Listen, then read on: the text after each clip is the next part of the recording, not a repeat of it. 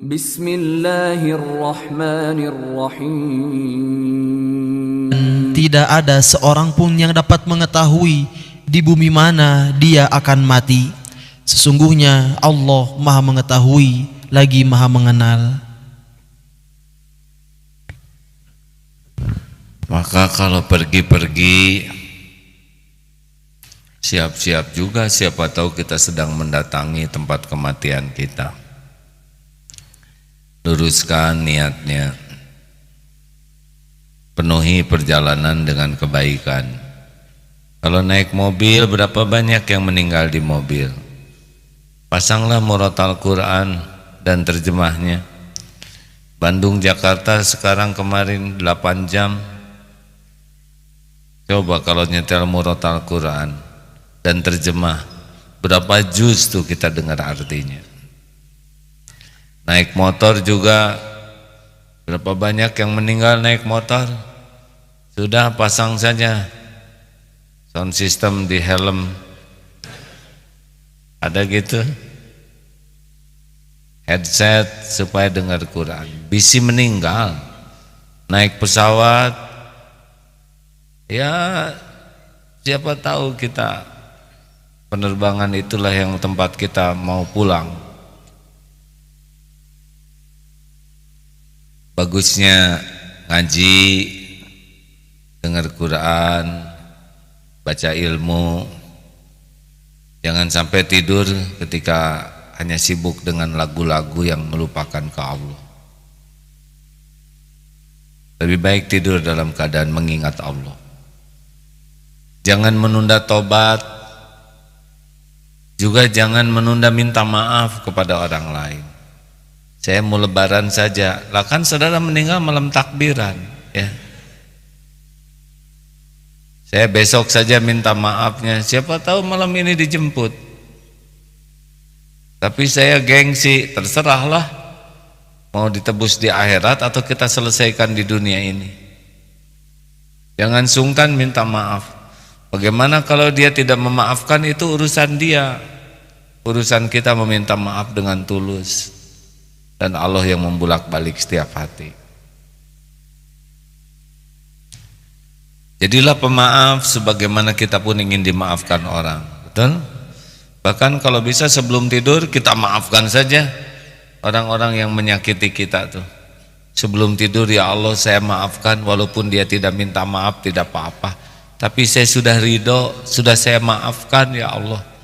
Jangan biarkan jadi beban untuk bekalnya ke akhirat. Wahai yang maha mendengar, saya sudah maafkan orang-orang yang menyakiti saya. Itu Allah tahu persis tuh. Dan mungkin pada saat yang sama orang yang kita sakiti oleh Allah dibalikan juga hatinya. Ya Allah saya maafin tuh si Agim. Mungkin gitu. Kan kita sering nyakitin orang, sengaja ataupun tidak sengaja, dan ada hitungannya. Lalu jangan menunda apalagi sesudah jangan menunda kewajiban, jangan menunda tobat. Jangan menganggap remeh maksiat. Berapa banyak orang yang mati dalam keadaan maksiat. Ingat perkataan Ibnu Umar yang kurang lebih terjemahnya begini. Kalau orang terus-menerus berbuat maksiat, ada dua kemungkinannya. Satu, dibuka oleh Allah kalau dia masih ada umur.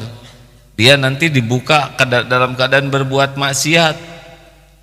Berapa banyak yang jinah ketahuan, berapa banyak yang sedang mencuri ketangkep, berapa banyak koruptor tertangkap, tangan, kaki, berapa banyak yang sedang selingkuh terbongkar. Tidak ada yang kebetulan, itu Allah semua itu yang membuka tuh.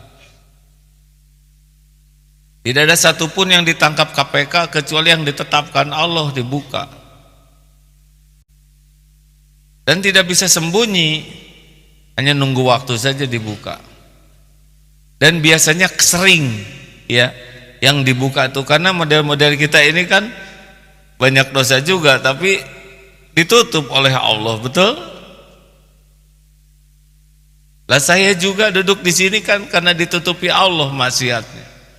Kalau saya tidak tobat, bisa dibuka ini, nauzubillahi min dzalik. Tapi ada yang lebih fatal kalau kita berbuat maksiat tidak tobat, yaitu dimatikan dalam keadaan berbuat maksiat. Ini cerita pernah disampaikan, ini kisah nyata, ada seorang tokoh dari sebuah organisasi Islam malah, wakilnya, wakil ketuanya di daerah, jam 11 malam, ini umurnya bapak-bapak ini 56 tahun, keluar dari rumah mau berbuat maksiat, mencari waria. Lalu dia berbuat dosa dengan waria itu di sebuah tempat tersembunyi. Lalu ada yang datang, yang datangnya malaikat pencabut nyawa. Mati dia jam 11 malam tuh, dalam keadaan berbuat dosa. Warianya belum waktunya dicabut nyawanya, lari terbirit-birit karena dia mati di sana. Aib, maaf ya, gak bisa dikatakan dia pada orang baik-baik mati begitu tuh karena sering maksiat. Maksiat lagi, maksiat lagi, maksiat lagi. Kalau ada umur dibuka, kalau istijrah ditutup terus sampai mati. Itu nanti sabet di akhirat atau dimatikan dalam keadaan maksiat. Berapa banyak yang mati ketika berzina, mati ketika mencuri, mati ketika mabok, benar? Mati menggunakan narkoba karena terus-menerus dia melakukannya. Jangan nganggap remeh maksiat. Hati-hati yang suka buka situs-situs porno di HP tuh, nggak sempat ngehapus. Karena meninggal nggak sempat ngedelete, ya kan? Ada yang nyimpen tayangan-tayangan porno di rumahnya, mati nggak sempat beres-beres. Pas diberesin oleh anak-anak, Allah, si bapak.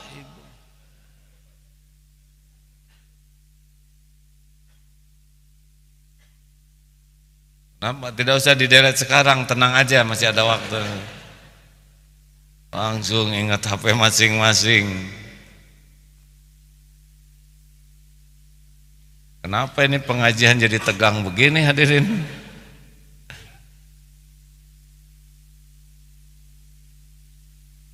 Jangan menganggap remeh maksiat.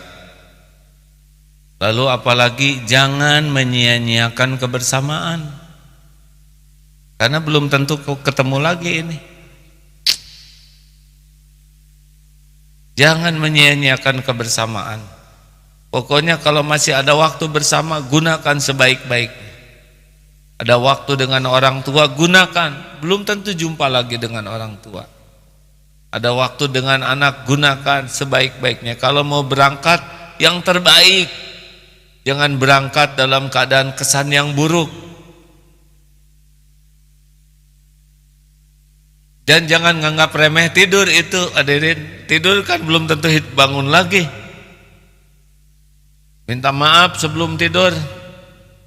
Kalau di rumah tangga jangan tidur dalam keadaan penuh kemarahan, isi mati. Ini kelihatannya ceramah yang paling bikin saudara, saya lihat dari depan wajahnya seperti tidak ada harapan. Tapi saya sambil ngomong begini juga tegang ini hadirin. Jangan sampai kita seperti kambing di Idul Kurban, diberi nomor tenang saja dia, makan saja enak, dijejerkan mau disembelih juga nggak ada berkurang selera makan, nyaman saja. Yang di sebelahnya dibawa, kemana lo? Nomor 3 dibawa, pulang sudah mati, dia nomor 4, nggak ada tuh silang selera. Harusnya kita mendengar saudara wafat, sana wafat, sini wafat, langsung siap-siap, jangan-jangan kita nomor selanjutnya. Ayo selesaikan urusan-urusan. Kalau mau berangkat baik-baik berangkatnya, pamitan baik-baik. Ini mah saya jarang keluar negeri. Siapa tahu di kampus mati, di kantor baik-baik. Apalagi, nah ini sajalah penutupnya. Supaya husnul khotimah sudahlah sekarang mah baik aja. Bulatkan aja dalam hidup ini. Saya ingin jadi orang baik dalam pandangan Allah. Semoga salah satu hadiahnya adalah saya dimatikan dalam keadaan baik, husnul khotimah.